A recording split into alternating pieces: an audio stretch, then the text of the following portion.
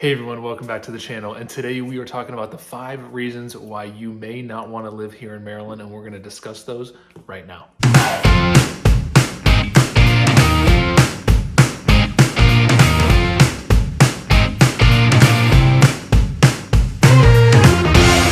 Hey everyone, welcome back to the Living in Maryland channel, where we discuss all things living here in the great state of Maryland. So if that's the kind of information that you are after, then you are definitely in the right spot, and we really appreciate you being here. And if you are thinking about moving here to the area, if you're wondering whether purchasing a home or selling a home here in Maryland is the right move for you, we absolutely love helping out and having conversations around that. So however you feel most comfortable reaching out, whether that's by phone, text, or email, days, nights, and weekends, we've got your back when moving here to the great state of Maryland. All right, first thing on the list here is that there is no beer, wine, or liquor, alcohol in grocery stores here in Maryland, which is kind of annoying for me, at least coming from California. I was able to make one trip to the store, get all my groceries, all my alcohol, whatever we were drinking or whatever the occasion was in one trip. Now here in Maryland, not the case, have to make that separate trip to the liquor store. The good news is that you do typically see them kind of in shopping centers, near and around grocery stores, so that can be convenient, but not always. So something to plan for, and something that's a little weird about living here, and definitely not always convenient about living here in Maryland. All right, number 2 on the list is that Maryland, and specifically Central Maryland, has a lot of shared driveways. Now, this is something I noticed a while back, and then I also started getting a lot more comments from clients about it that were coming from out of the area, and it's something that I have not noticed in other parts of the country that I've lived. So it's something to be prepared for. You see a lot of shared driveways, so with that is going to come a shared driveway agreement. Those are not going to be maintained, plowed, salted, or anything by the county.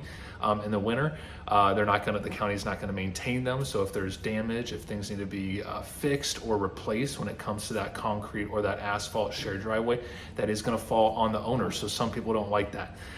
So just kind of something to be prepared for when it comes to that. Now with the shared driveways, I also kind of bundle in just like non-traditional cul-de-sacs. So for me, I always, or maybe it is something I just didn't notice, but I think it is something more specific to Central Maryland here, is just kind of, instead of having, just homes right around the cul-de-sac at the end of the streets, you've got these private driveways that kind of shoot off.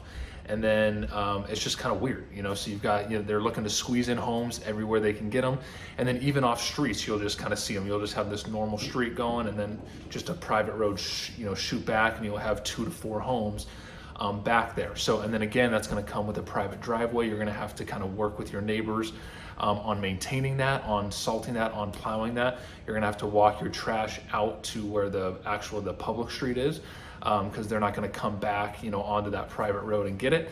So just something to keep in mind. That's something that's fairly common here in Central Maryland that I have not noticed in other parts of the country. That a lot of people too, from the feedback, is something that they don't really prefer. So something to keep in mind when moving here to Maryland.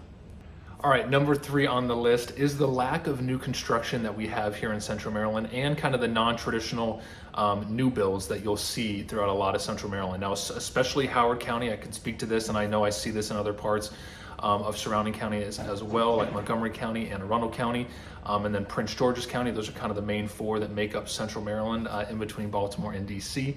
But you don't see a ton of your large traditional communities. You do have some, but it's limited. So Maryland is a very established area. It's already, pretty much, pretty well built out when it comes to homes and communities.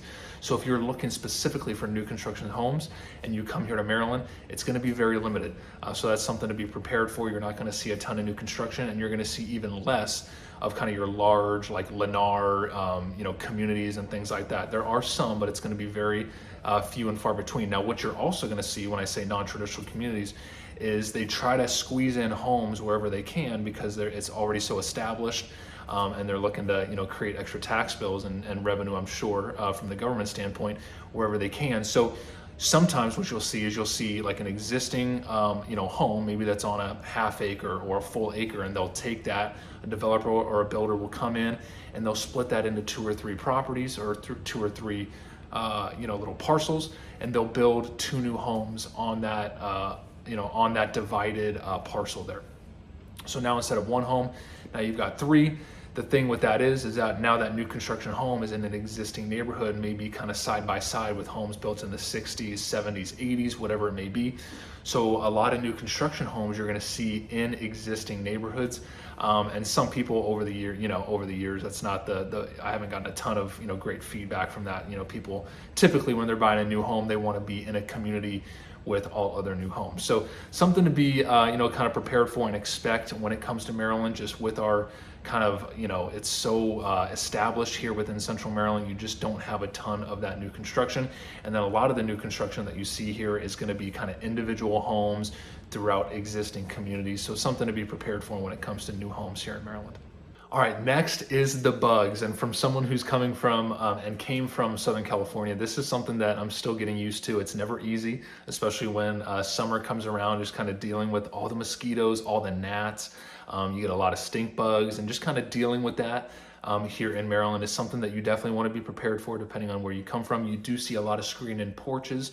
So having something like that, some sort of setup like that, can be very helpful when it comes to summertime, because there is going to be a lot of those bugs around. It hasn't been something that's really bugged me the last several years, but this year, I guess since I'm making this video now, it's kind of fresh on my mind, is we've had a lot of bugs this year. So, going out on the grass with the kids and stuff like that, they're flying all over. It seems like they're always in our face. So it's kind of limited a little bit of our outdoor time. It does feel worse this year than normal, so I don't want to, freak anyone out, but it is something that you do want to be prepared for. We do have a lot of those, mosquitoes, a lot of those bugs here, especially when it comes to early and mid-summer time, so something to be prepared for as well. Now, on the topic of bugs, I do want to mention that we do get fireflies here as well in Maryland, which is something I absolutely love and we really never got in Southern California. And we do back up to some woods here in the house that we live in. So that is something that I also, really love. Every time June comes around, kind of at night, seeing the fireflies just kind of sparkle all throughout the trees. So that's kind of the one plus side of kind of being here, is kind of seeing those fireflies every year, June, July, early August. So that's something that you can expect here in Maryland as well. All right, final thing that you need to be aware of before you move here to Maryland is the overall high cost of living. Now, this is something that I feel every single day. It's something that you want to be prepared for. And it's just crazy to see, what's happened with real estate over the last several years, and specific to housing. So of course, that's always going to be most people's kind of biggest line item when it comes to budget. So it's something that you definitely want to be prepared for.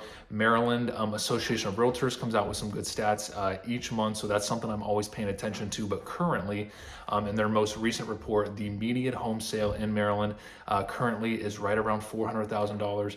Now that can be a little misleading because that's looking at the entire state in general. A lot of people that we talk to here and that kind of watch the channel, they're coming to Central Maryland for work, either tied to DC or Baltimore or anything in between.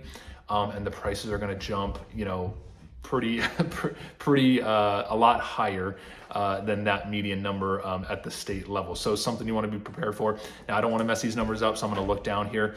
But you got Howard County, okay, the average and median sales price. So the average sales price in Howard County is $660,000.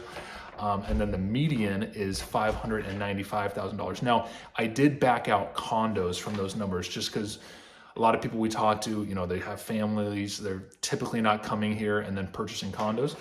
Some people are, but a lot of people are looking for townhomes and single family homes. So when you look at it from that perspective, you can see how high those numbers jump up compared to that median state number. Then you've got Anne Arundel County. The average sales price is $563,000 and the median is $465,000. When you look at townhomes and detached single family homes. You've got PG, Prince George's County in Central Maryland as well. The numbers are, I would assume, are going to be, in my experience, very similar to Anne Arundel County, although I did not get the chance to pull those exact figures.